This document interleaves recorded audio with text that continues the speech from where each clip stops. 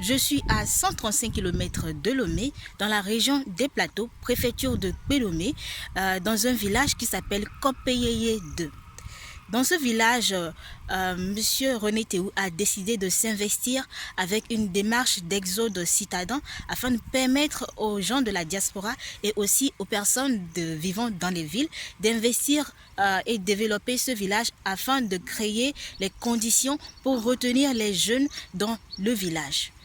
Depuis un an et plus déjà, ce projet a commencé avec la participation de certaines personnes qui a permis non seulement de rénover les salles de classe qui étaient des hangars et qui ont été transformées en, regardez derrière moi, ici en hangar bien sûr, mais maintenant avec des tôles.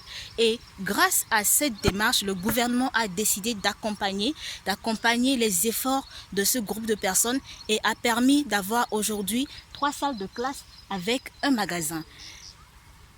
Ici se fait aussi des cultures pérennes comme les cocotiers ou même les orangers et aussi des cultures saisonnières comme le manioc bien sûr, comme le soja et le maïs.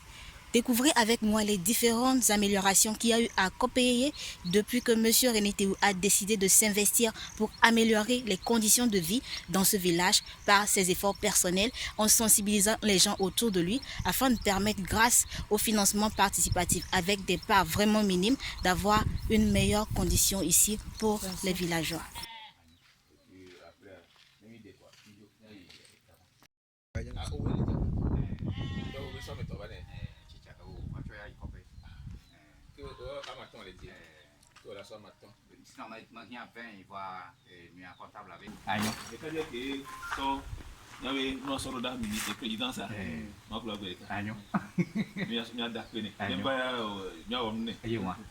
Gogo président. Et les plafonds, René, ce que tu fais là, je regarde seulement. Un jour, je vais t'aider. Pour les Togolais, vous n'aidez personne. Je t'envoie quelqu'un. Allô? Ah bon? Olivier, c'est vrai ça? On va trouver Olivier, toi tu es différent.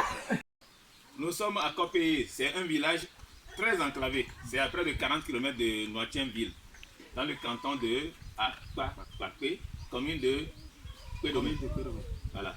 Nous avons ici un projet dénommé attractivité rurale.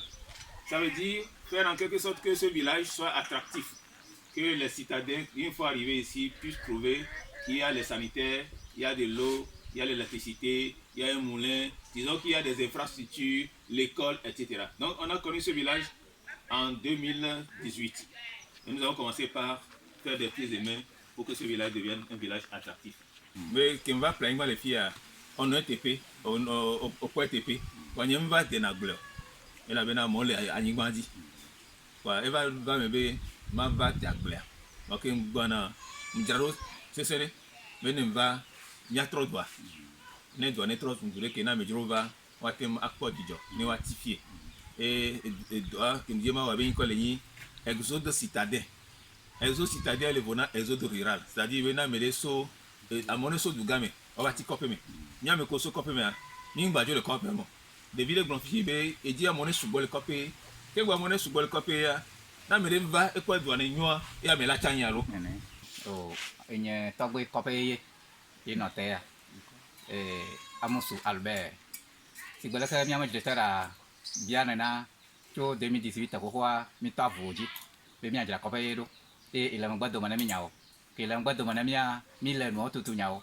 Nous l'avons que mi to so ku yo ma nyao ji la ga e ba ko nyan te ba ko e ma le to nyao mi ba ma be chua tio mi cho ko ra ni ba so ku jo na ji mi cho do de ke o na ji o chum cho do da ni ba o na nu le ji ku to mi la voji na nhưng mà chờ đã mi bắt được muốn có cái này về về Togo mi lại về phú quốc qua à để passe uno thì là có đem nhang thì nhau thì bà chơi nhang nó viên có bữa to chứ có vác có đem nhang thì cũng đâu cả đâu bố bố đàn to có vác phải dình nhiều vác ba là số qua mà thì về nó về cũng mang có số bên nhà qua tàu nó tụi nó nói gì thì bà chơi nhang nó đi bố chứ có vác có đem nhang thì em bữa mang cái mình nó phải cái vác bát mà này để quê ông ba khóa vào ông có gì để đôi và cứ có nhục bê vào nhà bị ao nuôi mà ông lại chỉ bố bố đấy qua mi cho là vừa chỉ các bạn là cái đó qua mi là bố ta đó nè nhưng mà giờ tới ở đây Togo ba về ý là gì ý là gì bên này các màu là về chỉ cho là thế mi qua lần qua teo mi bố đấy nó qua teo mi con gì et un magasin nouveau quoi t'en bien beaucoup de toi y quoi mille massime et ça là non on peut pas massime et nya quoi t'en non à voyager et ça là que on connaît mille la connaît nya ça mille la connaît non.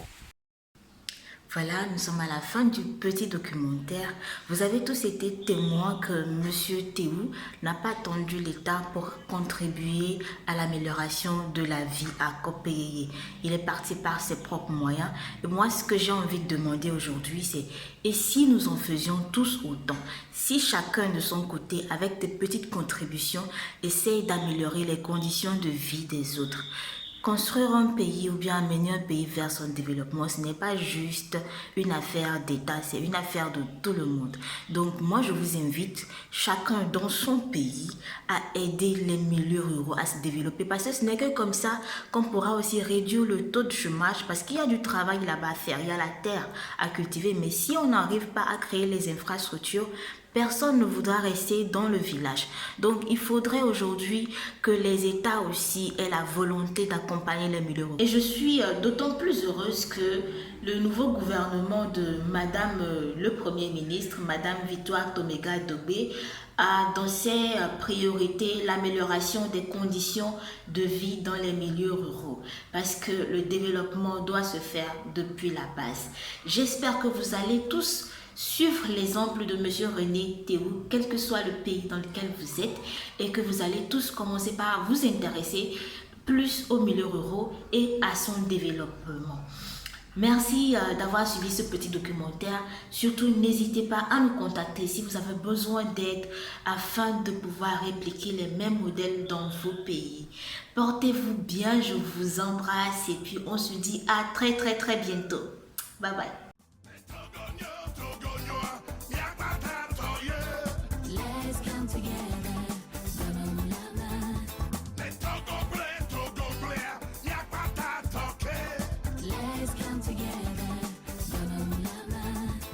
Together,